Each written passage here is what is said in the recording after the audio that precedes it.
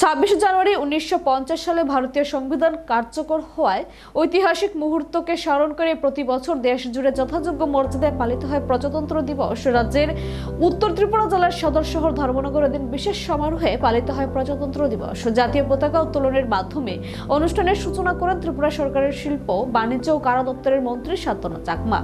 বিস্তারিত দেখুন এশিয়ান টাইমসের পর্দায়। পতাকা উত্তোলনের সময় তার সঙ্গে উপস্থিত ছিলেন উত্তর ত্রিপুরা জেলার পুলিশ সুপার অবিনাশ রায়, জেলা শাসক চাঁদনী চন্দ্রান সহ পুলিশ ও প্রশাসনের ঊর্ধ্বতন আধিকারিকরা।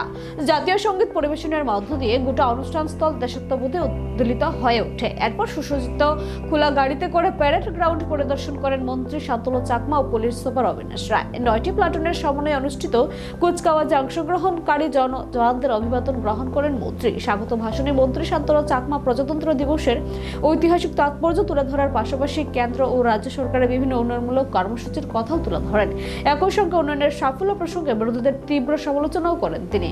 সমগ্র ত্রিপুরাবাসীকে এবং আমাদের উত্তর ত্রিপুরা জেলাবাসীকে ৭৭তম প্রজাতন্ত্র দিবস উপলক্ষে অনেক অনেক শুভেচ্ছা এবং অভিনন্দন জ্ঞাপন করছি। আমরা অত্যন্ত আনন্দিত যে আজকে আমাদের সংবিধান দিবস আজকের দিনেই কার্যকরী হয়েছে।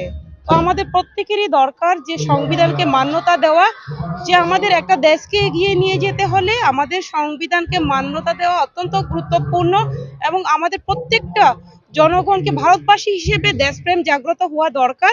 এবং প্রত্যেকেই যদি আমরা দেশপ্রেম জাগ্রত আমরা প্রত্যেকেরই যদি মনে হয় দেশপ্রেম জাগ্রত হয় এবং আমরা আত্মনির্ভর ভারত গড়তে পারবো এবং আমাদের শান্তি শৃঙ্খলা বজায় রেখে আমাদের একটা দেশ আত্মনির্ভর দেশ হবে এবং শান্তিপূর্ণ দেশ হবে। আমি এটাই বার্তা দিতে চাই। আজকের দিনে আমরা সকলে একত্রিত হয়ে কাজ করব এবং ভারতকে আত্মনির্ভর ভারত গড়ব। অনুষ্ঠানের শেষ পর্বে কুচকাওয়াজে অংশগ্রহণকারী 9টি প্লাটুনের দক্ষ কমান্ডারদের হাতে পুরস্কার তুলে দিয়ে সম্মানিত করা হয়। এই সব মিলিয়ে দেশাত্মবোধক শৃঙ্খলা ও উৎসবের আবহে ধর্মনগরে পালিত হলো ৭৭তম প্রজাতন্ত্র দিবস।